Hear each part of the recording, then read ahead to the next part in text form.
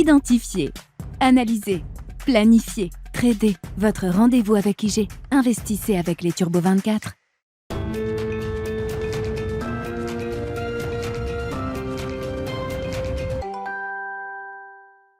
Bienvenue dans Smart Bourse, votre double dose quotidienne de marché en direct sur Bismart. Chaque jour à la mi-journée, 12h30, 13h. Et en fin d'après-midi, la grande édition pendant 1 heure à partir de 17h en direct, rediffusée à 20h sur Bismart TV.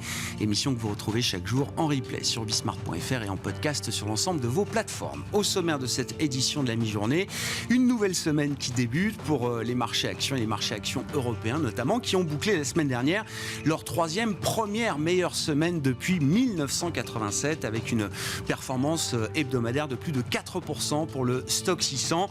Et le redémarrage pour cette deuxième semaine de l'année 2023 se fait dans le sillage de ce qu'on a observé ces derniers jours et même ces derniers mois, on peut le dire, puisque les actions européennes ont redémarré à partir du mois d'octobre 2022. C'est donc du vert, léger certes, mais du vert quand même à mi-séance sur les actions européennes, avec un CAC 40 qui se rapproche désormais des 6900 points au démarrage d'une semaine qui verra parmi les éléments majeurs qui intéresseront les investisseurs, la publication de l'estimation d'inflation pour le mois de décembre aux États-Unis. Le CPI sera publié ce jeudi à 14h30 avec là aussi toujours l'idée, l'espoir d'une tendance à la décélération qui pourrait se confirmer, y compris du point de vue de l'inflation sous-jacente, ce qui différencie les États-Unis de l'Europe. D'ailleurs, de ce point de vue-là, les États-Unis sont un peu plus avancés peut-être dans cette phase de désinflation que l'on connaît depuis quelques mois maintenant. Jeudi, donc, l'inflation américaine. Et puis en fin de semaine, ce sera le coup d'envoi des résultats trimestriels, du 4e trimestre en l'occurrence, avec le secteur financier et bancaire américain qui sera à l'honneur pour cette ouverture de saison des résultats annuels, puisque nous aurons ce vendredi les résultats des grandes banques américaines, JP Morgan, Bank of America, Wells Fargo, Citi, ou encore dans le secteur des services financiers, le géant de la gestion d'actifs BlackRock qui publiera également ses résultats ce vendredi. Voilà pour le programme de la semaine. Le plan de trading à suivre dans un instant, comme chaque lundi à 12h30 avec les équipes d'IG. Et puis dans le domaine des grandes perspectives 2023, nous nous focaliserons dans cette émission sur le compartiment des matières premières avec un spécialiste, Benjamin Louvet, gérant matières premières chez Ofiem, qui sera notre invité également pendant cette demi-heure.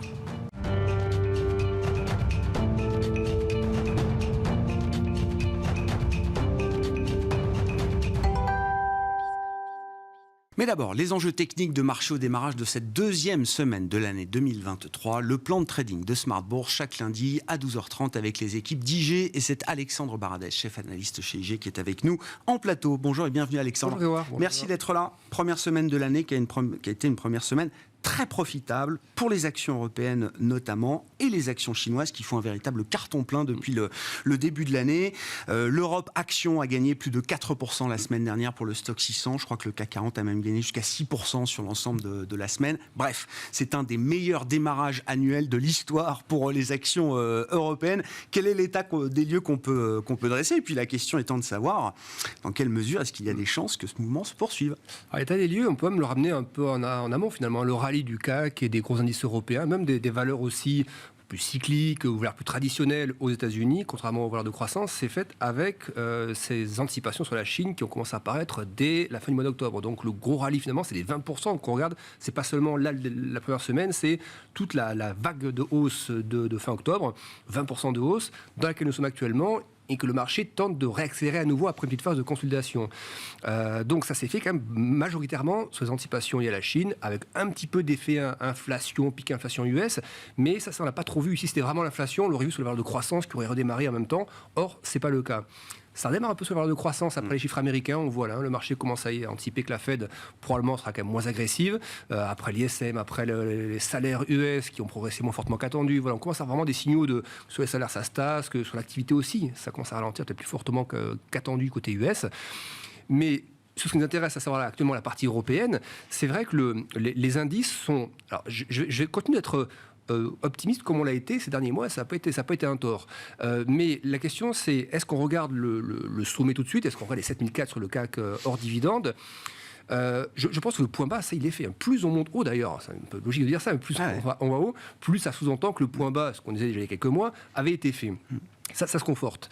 Mais est-ce que, pour autant, parce qu'on a la conviction que le point bas a été fait, le point haut doit être... Est-ce qu'il faut revenir tout de suite au point haut? C'est ça, et l'idée qu'il y a là derrière, c'est que la Chine le marché a bien joué l'hypothèse Chine. Les marchés chinois ont beaucoup rebondi, l'obligataire chinois aussi, le yuan a beaucoup rebondi aussi. Est-ce qu'à un moment donné, ceci n'est pas déjà dans les prix? Et finalement, cette ouverture, on voit qu'elle est quand même très lente. Ça se fait avec beaucoup de heures logiques, de heures sanitaires. C'est une très bonne nouvelle pour la seconde partie de l'année. Mais est-ce que le premier trimestre ne va pas être un trimestre où ça grince un peu encore au niveau de la macro chinoise? Et est-ce que finalement le marché est prêt à cela? Les PMI chinois peuvent rester sous 50 encore quelques temps, même si j'ai absolument la conviction qu'ils repasseront largement au-dessus de 50 dans les mois à venir, mais on peut avoir un premier début d'année qui va être quand même très encore tendu sur la partie Chine. Et est-ce qu'on n'est pas allé un peu trop vite finalement? Et est-ce que les earnings aussi qu'on va avoir, là, vous l'avez dit, qui vont commencer cette semaine, ce qui s'est repris en bourse, c'est effectivement les valeurs assez tradies finalement. Qu'est-ce qui a fait le gros rallye? Il y a eu de la banque, il y a eu de valeurs industrielles, des valeurs... c'est du tradit. D'où la surperformance de l'Europe, d'ailleurs, du fait de la composition sectorielle des indices européens. C'est l'Europe, bien sûr, mais c'est aussi la manière dont les indices européens sont composés. C'est ça, mais si on regarde un peu les anticipations de résultats côté US, par exemple, dans certains secteurs, la consommation discrétionnaire, par exemple, on attend quand même des replis hier tout hier. C'est-à-dire qu'on attend, alors pas sur les chiffres d'affaires, la progression globale côté US, on attend du 4% de progression de chiffre d'affaires, on attend 4% de baisse par contre sur les bénéfices. Et quand vous décomposez ça, c'est sur la partie banque, par exemple, que vous trouvez des révisions à la baisse assez fortes, sur la partie consommation discrétionnaire, la partie matériaux, etc. Donc, c'est là, je pense qu'il y a peut-être un besoin d'ajuster un peu, peut-être pas les valos, mais les niveaux de prix actuels par rapport à une de résultats qui va quand même révéler certaines, peut-être un peu encore faiblesses finalement. Et ça, selon moi, ça doit pousser un peu le marché à consolider. Sans le faire se retourner, mais ça doit l'amener, je pense, à consolider un peu. Et c'est ce qu'on va voir donc sur les... Ce serait le scénario idéal, effectivement, de ne pas basculer trop vite d'une logique de rattrapage, de normalisation de certains secteurs à l'idée qu'on pricerait tout à la perfection, quoi. Oui, parce que les multiples sont encore finalement... Les multiples sont revenus dans la moyenne, en fait. Les multiples du CAC à 10 fois les bénéfices, c'est en gros la moyenne des 10 ans. Si vous regardez le côté US, soit les PE forward ou les PE déjà passés, enfin les PE réalisés, enfin les bénéfices réalisés, on est sur des moyennes de 10 ans, en fait. Donc, sur la moyenne, on y est revenu à dire assez vite parce que l'effet taux est passé par là. Il faut que l'effet micro aussi soit digéré par le marché. Il peut être très bien, on parle de très belles surprises que j'espère, mais je ne suis pas tout à fait certain quand même. Entre la partie des coûts intrants, les salaires, matières premières autres, c'est maintenant que ça peut commencer à se voir un peu dans les résultats finalement. Voilà. Donc je pense qu'il y a une espèce d'entre-deux comme ça sur les résultats que le marché va devoir digérer. Bon. Regardons le CAC 40, qui est un indice fort désormais. Oui. Le CAC 40 Total Return, avec une vision long terme que vous nous proposez en unité hebdomadaire. Qu'est-ce qu'on peut dire des enjeux à ce niveau-là? On voit bien qu'on est sorti quand même d'un canal haussier qui nous accompagne. C'est ça. La sortie par le haut, ça va être d'abord, dans le premier temps, c'était post-Covid. C'est post-Covid. On sort par le bas d'abord, panique complète, puis on ressort par le haut, stimulation massive, etc. On l'a réintégré pour consolider, ce qui faisait partie d'une chose plutôt saine. Et là, on est reparti au-dessus. Moi, je sais très bien qu'on repart au-dessus, mais il me semble que on ne peut pas reprendre le sommet comme ça et réaccélérer avec seulement cette incursion dans une zone un peu médiane de progression des 10 dernières années. Donc il me semble que l'oblique, on est actuellement à 20 100, on verra tout à l'heure sur la partie hors dividende ce que ça donne, mais le 20 100, il me semble que le 20 000, on repassera en dessous. Voilà, l'oblique en dessous, à la 19 000. C'est pas des grosses variations, mais je pense qu'on peut encore avoir dans les semaines qui viennent des drawdowns de l'ordre de 5-6%, plutôt à la baisse donc. Bien sûr. Mais voilà. Ça, je trouvais un peu rapide d'aller sur le sommet tout de suite, parce que ça veut dire retrouver aussi des niveaux qu'on avait quand les multiples étaient à plus de 15 fois les bénéfices pour le CAC 40.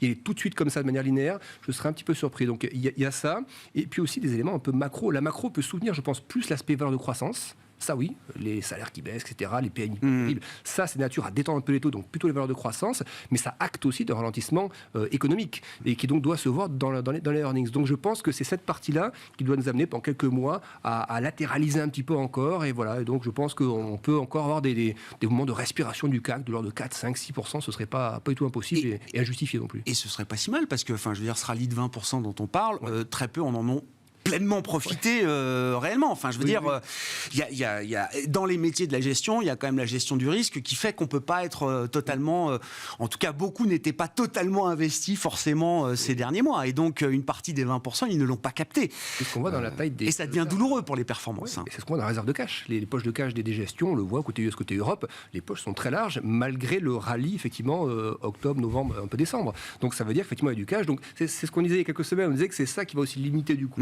Respiration trop puissant et risque de rechute massive parce qu'il y a tellement de cash qui doit être alloué que on ne peut pas faire 2 fois l'erreur de rater un rallye comme ça. Donc, tout trou qui sera un peu conséquent, et retour sur support, n'en parlons même pas, mais serait, je pense, amorti par la smart money, en fait, qui reviendrait, et peut-être aussi la partie spéculative. Mais la stratégie buy the dip, à ce stade, elle vous paraît très claire. Complètement adapté. Après, reste à déterminer la profondeur du dip, mais déjà là, du moment qu'on est en début d'année, peut ressembler un peu de FOMO quand même. Ça ressemble un peu à ça, parce que on ne peut pas dire sur la macro qui accompagnait ça ou autre, donc ça ressemble un petit peu petit FOMO, c'est pas énorme, petit FOMO quand même. Si on regarde de manière encore plus spécifique, le CAC 40 sur un horizon quotidien, journalier, quels vont être les enjeux immédiats? Là, on va passer sur du CAC hors dividende. C'est pour CAC hors dividende, pour préciser. Donc, la dernière fois qu'on s'était parlé, on parlait de la zone des 6004. On disait voilà, il y a peu de chances que le marché parte largement en dessous parce que c'est une zone très technique, très dense. Et on voit dans la réaction du marché, c'est fait pile poil sur la zone. Moi, je ne pensais pas par contre qu'on irait aussi vite à 6008. Voilà, je pensais qu'on en allait rester quelques temps dans cette zone entre 6008 et 6004.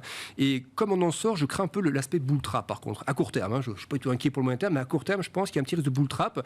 Et si le FOMO dure encore un peu, on peut même taper des 6009. Vous voyez les zones, en fait, les 2 obliques que vous avez en violet. La première, celle qui n'est pas les 2 obliques, pardon, celle qui est horizontale, c'est l'ancien sommet des années 2000 pour le CAC hors dividende à 6944. Et l'oblique est juste au-dessus, c'est celle qui passe par 2 sommets qui ont été touchés, des sommets assez éloignés, un de 2012 et un de 2015, sur la reprise post-crise des subprimes. Donc ça, c'est des niveaux importants d'un point de vue graphique long terme. Donc on est coincé là-dedans, je pense. On a ce plafond, je pense, qu'il y a dur à passer. Et par contre, pour les arguments qu'on vient de citer, plutôt des risques un peu de digérer cette phase-là entre 6004 et 6009 quelques temps. Donc je serais plutôt à attendre un peu des opportunités désormais, un petit peu de retranchement dans ces phases-là, dans ces zones-là. 6004, 6005 sera assez généreux et cela, par contre, pour ceux qui ont raté ce dernier rallye, ce serait une super zone pour rentrer à nouveau. C'est plus des niveaux sur lesquels on a envie d'être agressivement acheteur, mais plutôt de laisser une phase de digestion s'installer. Parce qu'aussi, quels sont les moteurs du CAC? On les connaît tous. Vous avez le luxe, un tiers, puis aussi l'énergie totale qui pèse lourd là-dedans. L'énergie, on voit, l'énergie, ça part à la baisse, etc. Ça va aussi se voir dans les cours des boîtes l'énergie, même si Total, c'est pas que du pétrole, évidemment, il y a beaucoup de renouvelables désormais. Mais le marché aussi, sur ces valeurs-là, beaucoup joue la phase reprise, la phase Chine, etc. Donc je pense que ça doit être consolidé. Et le luxe aussi, c'est des valeurs, non pas qui soient subitement inintéressantes, mais qui ont déjà bien intégré, je crois, la réouverture Chine un peu en amont. Et il va falloir aussi digérer un peu le résultat. Quand on regarde la partie américaine, Alexandre, alors désormais on regarde le Dow Jones en premier lieu, plus que le Nasdaq, qui est un indice secondaire désormais, on va le dire, en tout cas en termes de force relative par rapport aux autres. Que nous dit le Dow Jones aux États-Unis? Alors le Dow Jones, voilà, j'ai un graphique, alors, il peut paraître un peu chargé, mais il ne l'est pas en fait. Il est au contraire assez épuré. Ce qui est intéressant dedans, c'est d'abord, il y a 2 obliques importantes. Celles qui arrivent des sommets de 2018 et 2020. On voit que le marché a retravaillé à plusieurs reprises, notamment sur des échecs, par exemple à la hausse, donc qui signifie vraiment le manque de force à un moment donné. Là, on est repasse une nouvelle fois dessus, on passe en dessous et on consolide en dessous. Et il y a une autre oblique qui est celle des points hauts intermédiaires depuis le sommet historique de Dow Jones. En fait, dans cette vague de chute, il y a des points intermédiaires. La question que je me pose, et je pense que c'est le risque en fait, le risque un peu ultime, mais vraiment ultime, il serait là. Il serait qu'en fait, on ait une espèce de figure un peu d'inversion qui se met en place, qu'on appelle une épaule tête-épaule inversée dans le jargon. Ça peut être pas forcément pile une UTE, ça peut être des figures comme ça où il y a quelques bottoms successifs. Mais je pense qu'on a affaire à ce genre de figure-là, qu'on va d'ailleurs après sur le Russell 2000, des figures comme ça, un peu de retournement progressif. La question que je me pose, c'est quelle est la profondeur en gros, du dernier point de chute. Est-ce qu'on l'a déjà vécu dans la phase récente avant le rebond? Donc, en gros, à 32 500, c'est ce qui serait pas du coup une vraie épaule tête-épaule, elle serait un peu déséquilibrée. Est-ce qu'il n'y a pas plutôt, et moi je penche un peu là-dessus pour les prochains jours, prochaines semaines, est-ce qu'il n'y a pas un risque d'avoir ce qu'on appelle un pullback en fait? L'oblique qu'on a cassé comme ça sur la phase de rallye haussier, est-ce qu'on peut pas la retaper? C'est une oblique qui se trouve un petit peu sous les 32 000 points. Et donc, dans ce cas, on aurait un bel équilibre, gauche-droite, avec une tête qui serait vraiment centrale. Et dans ce cas-là, ça correspondrait aussi à cette phase un peu d'assimilation, d'un rallye qui est peut-être un peu rapide, qu'on consolide. Et donc, pour le consolider, vous voyez, si on retombe dans cette zone-là, ce serait consolidé à peu près presque la moitié de ce rallye, en fait, et même pas 40% du rallye, voilà, du dernier rallye, des 3 derniers mois. Donc, il me semble qu'il y a un risque qui est celui-ci. Donc, vouloir aller long trop tôt, je pense, c'est un risque. Idéalement, ce serait bien que le marché est là, et je pense qu'il y a quelques arguments pour qu'on le revoie dans la zone des 32 000, voilà. Et on a à peu près la même configuration pour le Russell 2000, effectivement, alors que vous regardez, on en a parlé déjà la semaine dernière avec vous, je crois, Alexandre, c'est un indice qui vous intéresse de plus en plus, qui représente les small caps, enfin les grosses small caps américaines. Oui, et ça, je pense qu'ils sont en charge des bonnes idées de trade. Alors, le trade, même placement, investissement, peu importe, mais pour cette année, je pense qu'il faut le mettre dans cette catégorie-là, pour 2 raisons. Déjà, c'est qu'en 2021, c'est un indice qui a très peu performé, qui était quasiment flat une bonne partie de l'année, alors que le S&P, le Nasdaq, marquant encore des records, tiré tiré par les valeurs de croissance. Ensuite, il a subi aussi les vagues classiques, durcissement monétaire, géopolitique, confinement en Chine, donc tout le ralentissement macro également.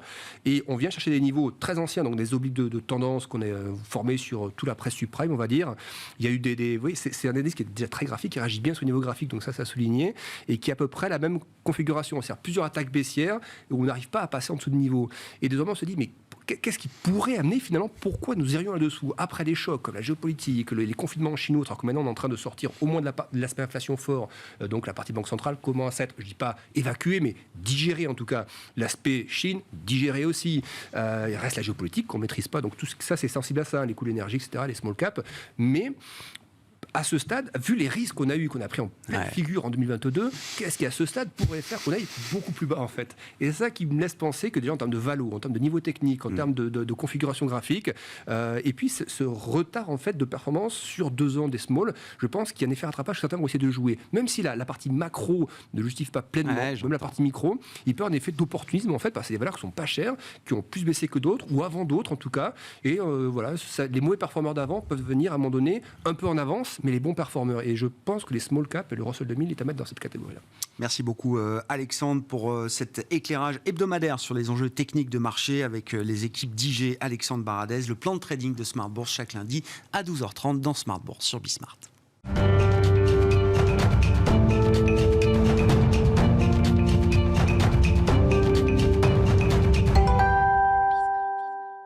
La question des matières premières, qui est devenue une question centrale dans le jeu des marchés globaux, évidemment, et c'est Benjamin Louvet qui est avec nous en plateau pour évoquer les perspectives 2023. Bonjour et bienvenue Benjamin. Bonjour Grégoire. Merci beaucoup d'être avec nous. Vous êtes gérant matières premières chez Ophi Asset Management.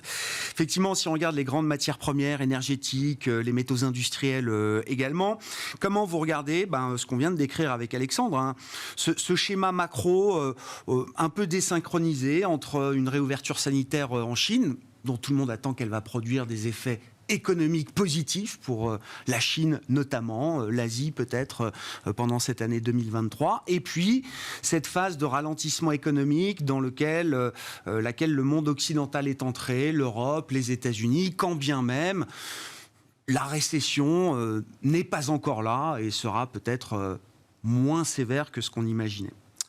J'ai envie de dire que la première chose, c'est que le plus important pour le marché des matières premières, c'est clairement ce qui se passe en Asie et en particulier en Chine. Juste un rappel, la Chine, c'est 50% de la consommation de tous les métaux de la planète. C'est aujourd'hui la Chine qui tire la croissance de la consommation de pétrole. Pour l'année 2023, l'Agence internationale de l'énergie attend 1 700 000 barils par jour de croissance de la demande de pétrole, tirée essentiellement par la Chine et l'Inde. Donc un redémarrage de la Chine, c'est clairement une situation de tension sur les matières premières. Tension qui est particulièrement renforcée par le fait que les stocks, notamment sur les métaux industriels, sont très bas. Un exemple, sur le zinc, les stocks ont baissé de 87% sur le LME l'année dernière. Sur le cuivre, on a des stocks qui sont sur des plus bas historiques. Donc, alors que la Chine est en train éventuellement de réaccélérer, eh bien, on part avec des stocks très bas. Et assez peu de projets dans les tuyaux en fait. Sur le projet d'offre de nouvelle offre. Voilà, sur le cuivre, on attendait un pic de production avec les nouveaux projets qui doivent arriver en 2023, parce qu'après, il n'y a plus rien dans le carnet. Ça sera probablement retardé en 2024. Il y a en plus des arrêts de production ou des situations compliquées en Amérique du Sud. Le Chili, le Panama, le Pérou sont dans des situations compliquées, avec un gouvernement très à gauche pour le Chili qui veut davantage participer à la manne financière, un gouvernement au Pérou qui a été déposé, donc la situation est incertaine. Au Panama, il y a une lutte très forte entre le gouvernement et l'opérateur de la plus grosse mine du pays, First Quantum Mineral, pour savoir combien le gouvernement est rémunéré. On est allé au clash, enfin, ça s'est arrangé depuis, on s'est retrouvé dans une situation où le gouvernement parlait de fermer la mine, pour reprendre les actifs et puis voir les confier à quelqu'un d'autre, mais on sait que dans ces cas-là, ça prend beaucoup de temps. Et les nouvelles du côté de la Chine sont plutôt très rassurantes. On a eu une première nouvelle vendredi où la Chine a commencé à nous annoncer qu'elle elle serait en discussion avec Pfizer pour éventuellement de la fourniture de vaccins. Première très bonne nouvelle, parce qu'on sait que le vaccin chinois ne marche pas très bien. Deuxième bonne nouvelle, il semblerait que le pic épidémique soit en train d'être passé. On a des très bons indicateurs, que ce soit sur la circulation dans les villes, que ce soit sur les vols intérieurs. La fréquentation a nettement augmenté, sur les fréquentations des cinémas aussi. Et puis, à côté de ça, on voit les ventes de terrain dans les grandes villes repartir très fortement à la hausse. On est au plus haut depuis un an. Donc ça repart vraiment à la hausse. Et puis on a ce matin le gouvernement chinois qui nous dit qu'il va augmenter son déficit budgétaire et qu'il va mettre en place des nouvelles mesures de soutien pour le secteur immobilier. Donc tout ça participe d'une reprise de la consommation. Et cette reprise de la consommation devrait, d'une part, compenser l'hiver très doux qu'on a, qui a baissé la consommation d'énergie en Europe très fortement, c'est un fait. Et puis, le fait qu'on a actuellement une récession qu'on attendait et qui finalement tarde à venir, voire même sera moins profonde que prévu. Donc tous ces éléments sont des gros facteurs de soutien. Et tout mis bout à bout, sur les énergies, malgré la très forte, l'hiver très doux qu'on connaît, la reprise de la Chine devrait largement compenser ce fait. Et on devrait se retrouver avec des prix d'énergie qui restent élevés. Sur le gaz, peut-être que ça devrait se détendre un petit peu à court terme, mais il va falloir voir comment la situation vit le reste de l'année, parce qu'il va falloir qu'on constitue nos stocks, même si on partira de moins bas pour l'année prochaine, et ça risque d'être un peu compliqué. Donc une situation qui est plutôt très positive pour le marché des matières premières. Des prix qui restent élevés, qu'est-ce que ça veut dire? Est-ce qu'on peut caractériser un petit peu le niveau de prix par lequel on peut passer au cours de cette année 2023? Alors pour moi, le prix du pétrole devrait se stabiliser quelque part aux alentours de $90. Il y a un danger également à le voir trop bas trop longtemps, parce que je pense que l'OPEP pourrait décider d'une nouvelle intervention, d'une nouvelle réduction de production, si les prix restaient durablement bas. L'OPEP a clairement indiqué que tout avait un prix et que la sécurité énergétique avait un prix. Et ça veut dire que si on veut maintenir une capacité de production de pétrole qui est en ligne avec la demande qui continue à augmenter, qui va faire un nouveau plus haut historique cette année, on parle de transition énergétique, mais il faut avoir conscience que la consommation de charbon a battu un record en 2022 et que la consommation de pétrole va battre un record en 2023. Donc il faut faire les investissements nécessaires pour pouvoir maintenir l'approvisionnement du pétrole pour le monde. Et donc, il faut pour ça un prix du pétrole élevé. Donc, sur le pétrole, un prix qui devrait se stabiliser quelque part autour de $90, avec un risque plutôt à la hausse si la Chine devait redémarrer brutalement. Sur le gaz, c'est beaucoup plus difficile à dire, mais si la Chine redémarre brutalement, la Chine est un très gros consommateur de gaz naturel liquéfié, et donc ça va faire concurrence avec l'Europe. Et donc, on va probablement voir les prix du gaz repartir à la hausse, du LNG, qui est aujourd'hui une de nos principales sources pour nous diversifier par rapport à la Russie. Sur les métaux, je pense qu'on est au début du super cycle qu'on attend depuis quelques temps sur les métaux, parce qu'on accélère sur la transition énergétique, que la transition énergétique, c'est une consommation de métaux absolument incroyable. On parle de multiplication par 20, par 30, par 40 des consommations de métaux. Le CNRS, je le rappelle toujours, a dit que dans les 30 ans qui viennent, on va consommer autant de métaux que depuis le début de l'histoire de l'humanité. Donc c'est sur les métaux industriels, pour moi, qu'il y a le plus de potentiel. Et sur l'or... Attendez, sur les métaux industriels... Non, mais...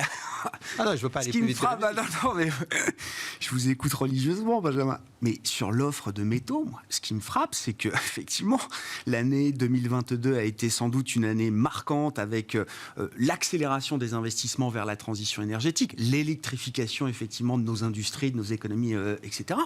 Mais sur le plan de l'offre, c'est une catastrophe. Rien ne se passe. Rien ne se passe. Les compagnies minières ne réinvestissent pas. On parle de la voiture électrique, de tout ça, etc. On sait que on en aura je ne sais combien de millions à horizon 2030-2035 en Europe. Sur la partie offre, on estime que dans le secteur de l'offre, il faudrait investir à peu près 160 milliards de dollars par an. Aujourd'hui, on investit à peu près la moitié de ça. Et même la remontée récente qu'on a connue des prix de ces métaux, avec la reprise post-Covid, qui avait... n'a pas rouvert de projet. Ça n'a pas rouvert de projet. Le carnet de projets pour le cuivre est vide.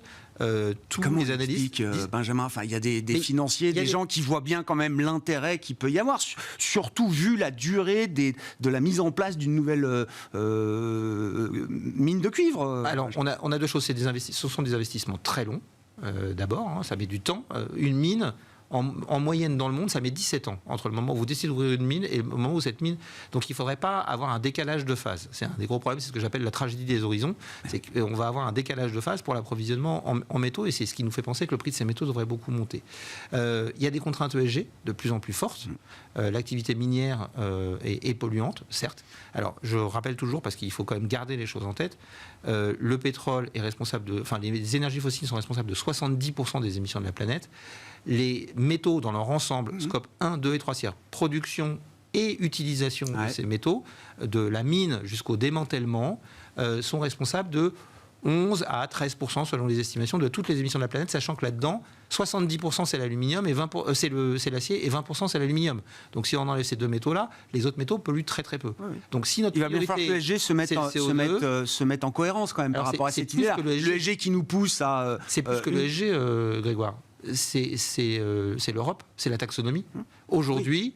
Ces métaux ne sont quasiment pas cités, l'aluminium un petit peu, l'acier un petit peu, mais ne sont quasiment pas cités dans la taxonomie. Il est nécessaire, Philippe Varin l'avait dit dans son rapport qu'il avait rendu à Emmanuel Macron en janvier l'année dernière, il faut intégrer l'industrie minière dans la taxonomie, sous contrainte d'émissions éventuellement, mais il faut l'intégrer parce que sans ça, les métaux seront l'angle mort de la transition énergétique. Tant que ce ne sera pas écrit dans la taxonomie européenne et ses évolutions, il n'y a pas de chance que des investissements viennent soutenir l'offre. Dans toutes les sociétés d'investissement, vous avez la plupart des gros groupes miniers, Vale et autres, qui sont dans les listes sous surveillance parce qu'il y a toujours un barrage qui cède, il y a toujours un problème sur la mise en place d'un chantier avec des populations locales. Le risque de controverse est donc le risque de controverse est beaucoup trop gros. Donc tant qu'on n'aura pas fléché les investissements au niveau politique vers cette direction, déclencher l'investissement sera très compliqué.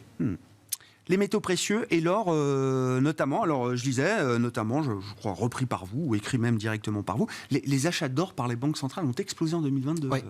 On est au plus haut depuis 1967. Oui, c'est ça. Donc, avant la fin des accords de Bretton Woods, on avait fait 2 très belles années en 2018 et 2019 où on avait dépassé les 600 tonnes d'achats, ce qui était un record depuis la fin des accords de Bretton Woods. Et puis 2020 est arrivé et les banques centrales ont été un peu occupées à autre chose. Elles ont un peu remis leur programme d'achat à plus tard. Mais là, en 2022, elles ont recommencé un peu en 2021. Et là, en 2022, elles sont parties très sérieusement puisque on a déjà plus de 750 tonnes d'achats, alors qu'on n'a pas les chiffres pour toute l'année. On était à 600, un peu plus de 650 tonnes à la fin du 3e trimestre. Depuis, on sait que la Chine a acheté massivement 32 tonnes en octobre et 30 tonnes en novembre. C'est intéressant parce que la Chine n'avait pas acheté d'or depuis septembre 2019 et la Chine ne communique pas toujours sur ses achats d'or. Là, elle recommence à acheter. Donc ça, c'est intéressant. Et elle le dit. Donc ça, c'est intéressant.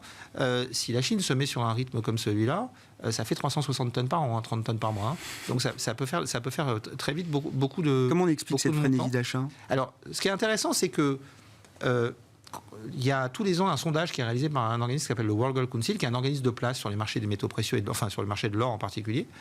Et ils interrogent les banques centrales pour savoir quelle est leur perception du marché de l'or. Ils interrogent, je crois, un peu plus de 50 banques centrales, réparties dans les pays développés, dans les pays émergents, et ils leur demandent ce qu'ils veulent faire sur l'or. Le dernier sondage a eu lieu en juillet 2022, et la réponse était que 25% des banques centrales voulaient augmenter leur allocation à l'or dans les 12 prochains mois. 0% des banques voulaient réduire leur allocation à l'or dans les 12 prochains mois.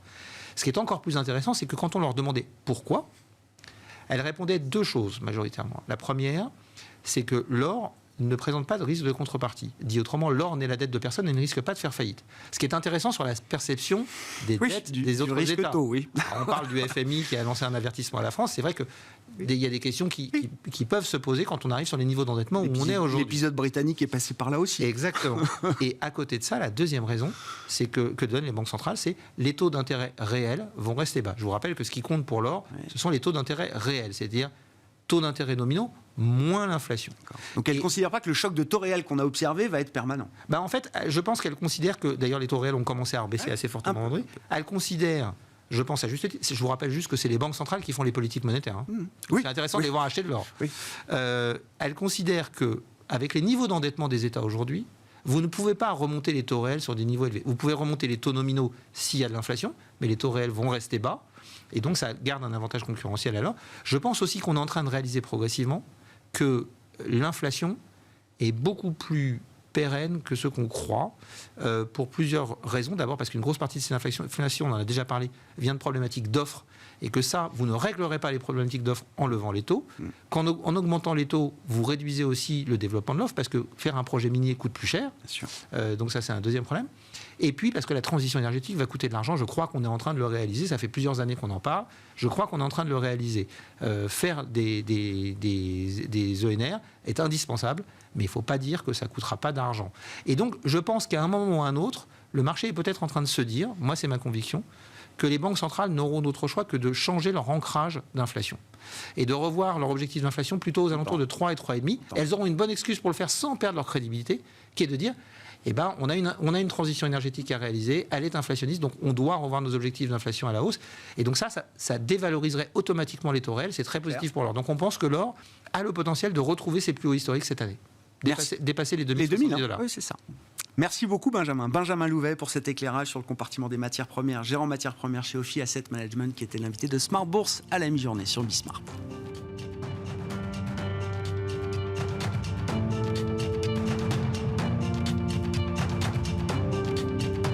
Identifiez, analysez, planifiez, tradez. Votre rendez-vous avec IG. Investissez avec les Turbo 24.